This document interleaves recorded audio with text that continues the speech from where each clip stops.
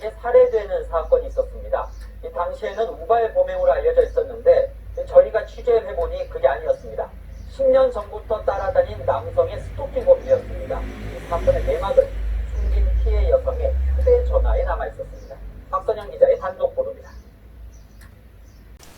스토킹 살인은 스토킹을 제대로 막았다면 일어나지 않았을 범죄입니다. 하지만 한국에서는 스토킹은 경범죄로 분류되고 피해자가 아무리 공포를 느껴 신고해도 가해자에게는 평균 94,000원이라는 벌금을 물게 합니다. 5일 SBS 궁금한 이야기 Y에서 다뤄진 2020년 5월에 일어났던 스토킹 살인에 대한 내용이 궁금하시다면 구독과 좋아요 부탁드립니다.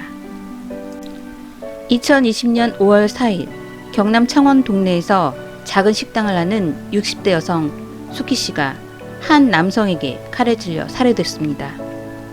발견 당시 그녀는 몸 곳곳을 흉기에 찔린 채 아파트 화단에 쓰러져 있었고 이미 너무 많은 피를 쏟은 그녀는 병원으로 이송 직후 사망했습니다. 범인은 같은 동네에 살던 43세의 최 씨로 그는 수키 씨가 자신에게 대하는 식당 서비스가 엉망이었고 자신만 고기를 구워주지 않아 홧김에 살해했다고 주장했습니다. 그런데 경찰 조사가 끝난 뒤 가족들이 돌려받은 수키 씨의 휴대폰에는 심상치 않은 기록들이 남겨져 있었습니다. 지난 2월부터 최근까지 살인범 최 씨에게 100통이 넘는 전화가 걸려온 내역이 있었던 것입니다. 이 내용 외에 살인사건이 벌어지기 전날 밤 수키 씨가 112에 신고를 했었던 기록도 있었습니다. 최 씨는 16살이나 나이 차이가 나는 피해자 수키 씨를 10년 전부터 스토킹해 왔습니다. 수키 씨는 자신에게 부담스럽게 다가오는 최 씨를 멀리하며 차츰 거리를 두려 했지만 그럴수록 최 씨의 집착은 더 심해졌습니다. 수키 씨는 최 씨가 보내는 문자를 읽지 않고 삭제하는 동안에도 최 씨는 마치 연인이라도 된 듯이 메시지를 계속 보내왔습니다. 결국 그녀는 최 씨의 연락을 차단했고 최 씨의 집요한 스토킹은 멈추지 않았습니다. 살인사건 전날인 5월 3일 최 씨는 밤늦도록 수키 씨의 가게에 손님이 있는 것을 보고 들이닥쳐 난동을 피웠습니다. 그날 수키 씨는 10년 동안 스토킹을 당했지만 그날 처음으로 최 씨를 경찰에 신고했습니다. 하지만 단순히 경찰 조사만 받고 풀려난 최 씨는 다음날 아침 수키 씨가 남편에게 미용실에 간다고 하면서 밖으로 나갔고 아파트 앞에 기다리던 최 씨에 의해 끔찍한 살해를 당했던 것입니다.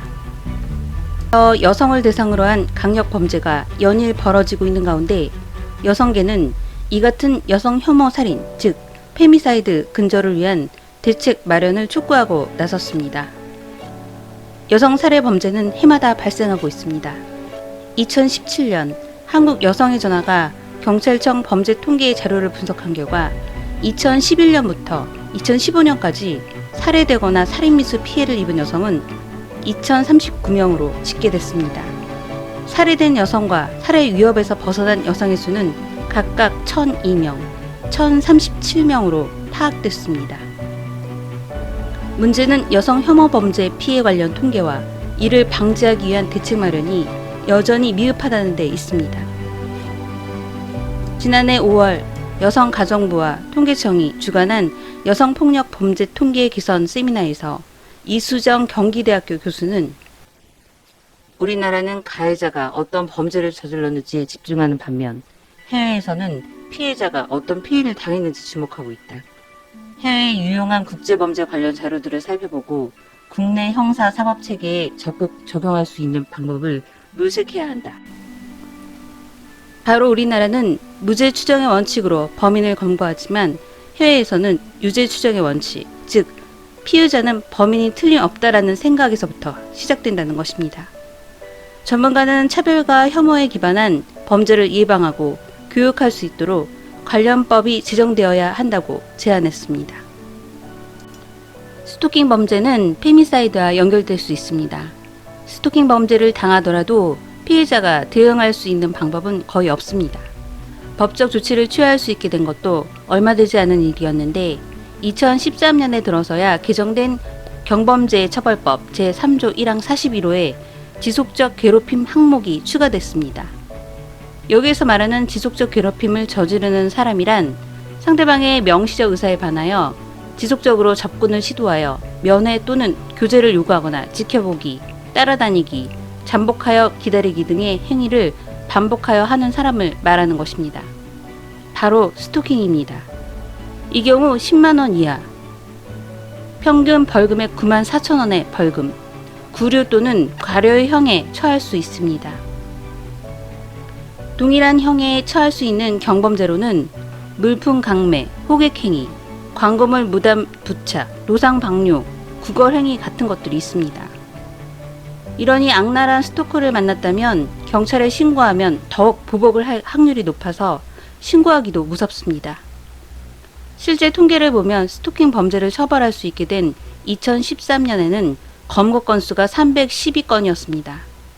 6년 뒤인 2019년에는 배 가까이 늘어 583건이 되었고 신고 건수 5,466건의 10%도 되지 않는 수치입니다.